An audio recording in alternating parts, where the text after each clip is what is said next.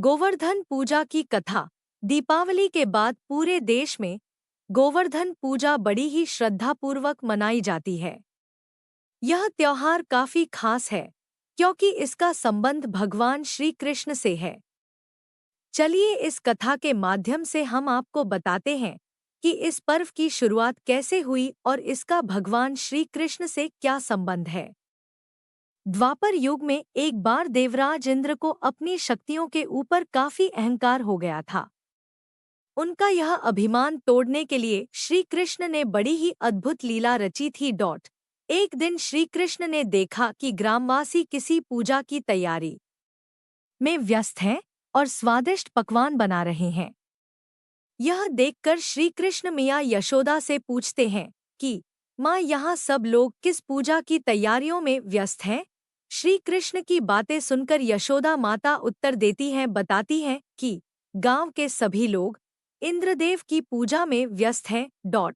कृष्ण जी आगे पूछते हैं कि उनकी पूजा क्यों की जाती है, तो माँ यशोदा उन्हें बताती हैं कि यह पूजा इंद्रदेव को प्रसन्न करने के लिए की जाती है, जिससे गांव में ठीक से वर्षा होती रहे और खेतों में फसलें लहलहाती रहें, जिससे कभी भी अन्न की कमी न हो। ग्रामवासियों के साथ यहाँ के पशुओं का भी भरण पोषण इस अन्न से ही होता है।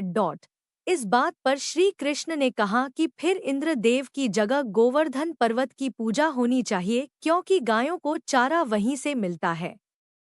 इंद्रदेव तो कभी प्रसन्न नहीं होते हैं और न ही दर्शन देते हैं। श्री कृष्ण की यह बात ब्रिज के अन्य लोगों को भी पता लगी और उन्होंने कान्हा की बात मानकर इंद्रदेव की जगह गोवर्धन पर्वत की पूजा शुरू कर दी। यह देखकर इंद्रदेव अत्यंत क्रोधित हुए और उन्होंने वर्षा की गति को और तीव्र कर दिया। तब श्री कृष्ण ने सुदर्शन चक्र से कहा कि आप पर्वत के ऊपर विराजमान होकर वर्षा की गति को नियंत्रित करें, और शेषनाग से कहा आप मेढ़ बनाकर पानी को पर्वत की ओर आने से रोकें।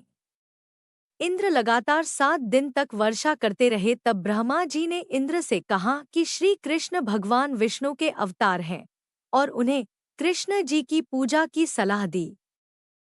ब्रह्मा जी की बात सुनकर इंद्र ने श्री कृष्ण से क्षमा मांगी और उनकी पूजा करके अन्नकूट का 56 तरह का भोग लगाया। तभी से गोवर्धन पर्वत पूजा की जाने लगी और श्री कृष्ण को प्रसाद में 56 भोग चढ़ाया जाने लगा।